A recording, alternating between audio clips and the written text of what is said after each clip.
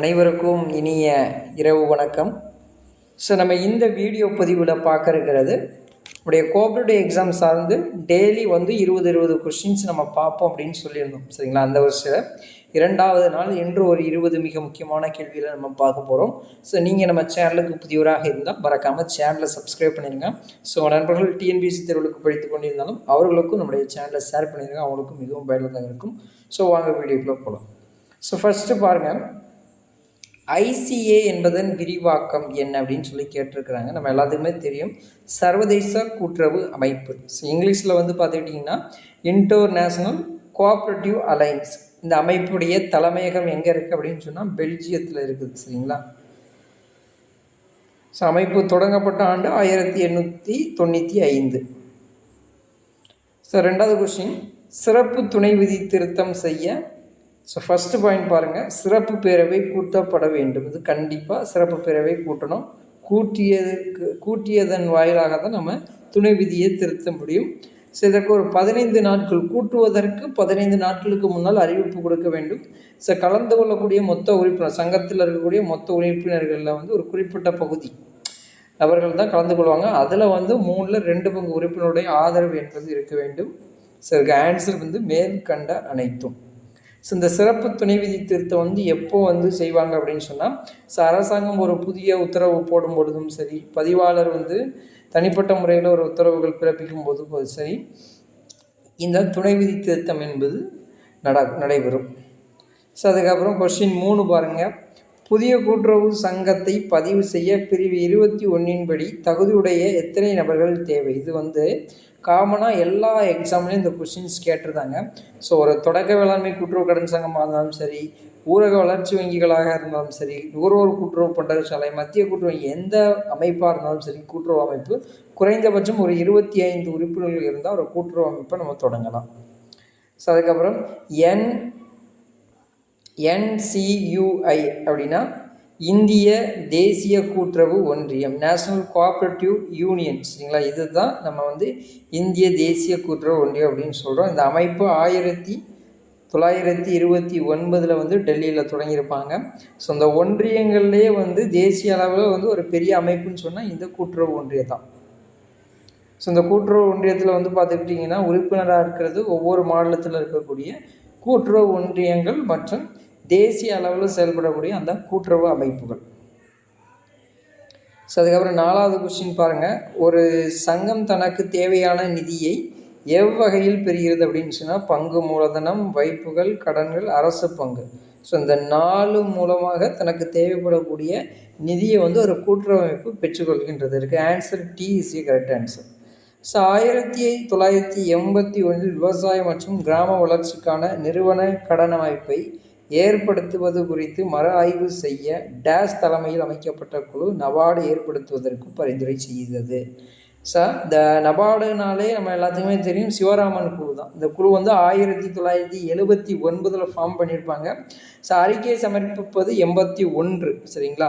So அதே காலகட்டங்களில் வந்து பார்லமெண்டத்தில் சட்டம் கொண்டு வந்து ஸோ 1982 இந்த அமைப்பு தொடங்கி செயல்பட்டு கொண்டிருக்கும்.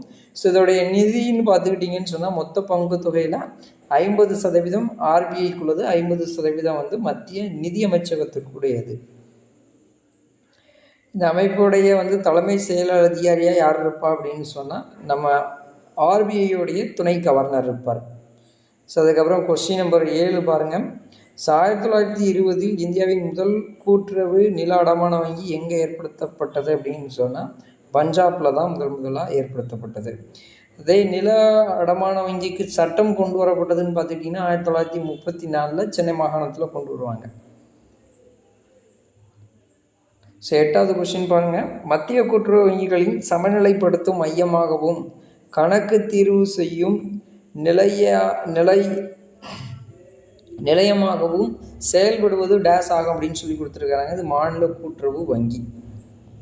ஸோ இந்தியாவில் கூட்டுறவு வார விழா டேஸ் மாதத்தில் கொண்டாடப்படுகிறது அப்படின்னு சொன்னால் நவம்பர் மாதம் கொண்டாடுறாங்க. எல்லாத்துக்குமே தெரியும், 14 to 20. நவம்பர் 14 to 20 தான் நம்ம இந்தியாவை பொறுத்தளவில் கூட்டுறவு வார விழா அப்படின்னு சொல்லி செலிப்ரேட் பண்ணுறாங்க. ஸோ டேஸில் வறட்சி குழு ஏற்படுத்தப்பட்டது அப்படின்னு சொன்னால் 1878 தான் இந்த பஞ்சக்குழு என்பது உருவாக்கப்பட்டிருக்கும். அது அறிக்கை சமர்ப்பிப்பது 80. சரிங்களா? ஸோ பெரும்பாலும் வந்து அந்த குழு உருவாக்கப்பட்டது அப்படின்னு சொல்லி அறிக்கை சமர்ப்பிக்கப்பட்ட ஆண்டு தான் கொடுத்துருப்பாங்க. ஸோ கொஞ்சம் சேஞ்சாக வந்து பார்த்துட்டிங்கன்னா ஒரு சில டைங்களில் வந்து அந்த அறிக்கை சமர்ப்பித்த ஆண்டும் கொடுத்துருப்பாங்க.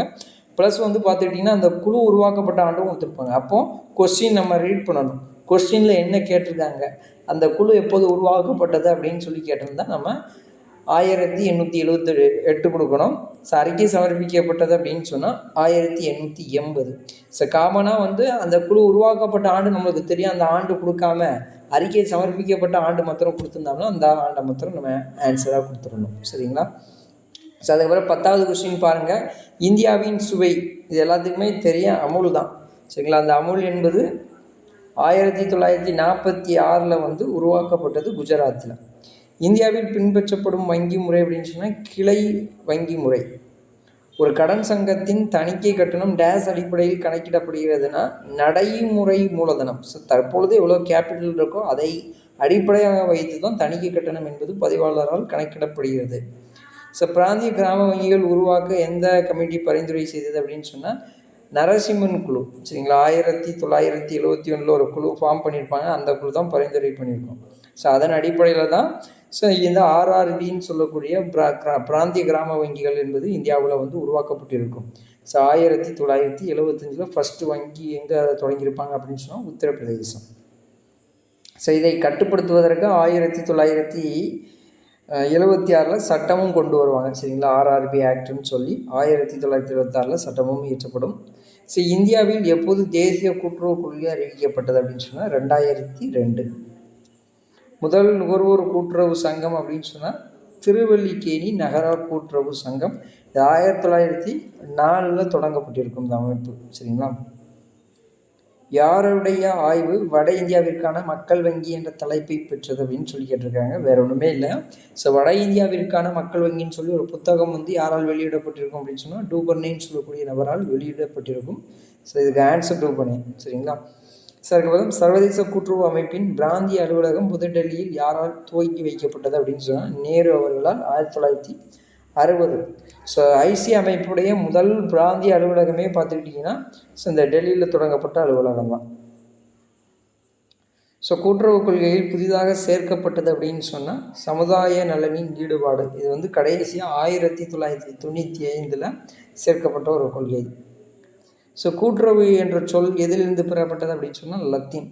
ஸோ இது வந்து மிக முக்கியமான கொஸ்டின். அந்த 20 கொஸ்டின்ஸும் தரவு பண்ணிக்கிடுங்க. ஸோ கண்டிப்பாக முதல் ஒரு 20, இந்த ஒரு 20, ஆக மொத்தம் 40 கொஸ்டின். இந்த 40 கொஸ்டின்லேருந்து கண்டிப்பாக ஒரு 5 கொஸ்டின் உங்களுக்கு கண்டிப்பாக எக்ஸாமில் இருக்கும். சரியா? ஸோ இதில் நம்முடைய வாட்ஸ்அப் சேனல் லிங்க் கொடுத்துருக்குறோம், மறக்காமல் ஃபாலோ பண்ணிக்கிடுங்க. ஸோ நம்மளுடைய யூடியூப் சேனல் லிங்க்கு, ஸோ அதுக்கப்புறம் TN cooperative exam guide YouTube channel லிங்க்கும் கொடுத்துருக்குறேன். ப்ளஸ் வந்து பார்த்துக்கிட்டிங்கன்னா அதில் ஆன்சர் கீ உங்களுக்கு கொடுத்துருக்குறேன். சரிங்களா? அந்த டெஸ்ட் எழுதி பார்த்துட்டு ஸோ இந்த ஆன்சர் கீ வச்சு நீங்கள் செக் பண்ணிக்கலாம். PDF லிங்க் வந்து கீழே டிஸ்கிரிப்ஷனில் இருக்குது, டவுன்லோட் பண்ணிக்கோங்க. ஸோ மற்றொரு வீடியோ பதிவில் உங்களை சந்திக்கிறேன். நன்றி, வணக்கம்.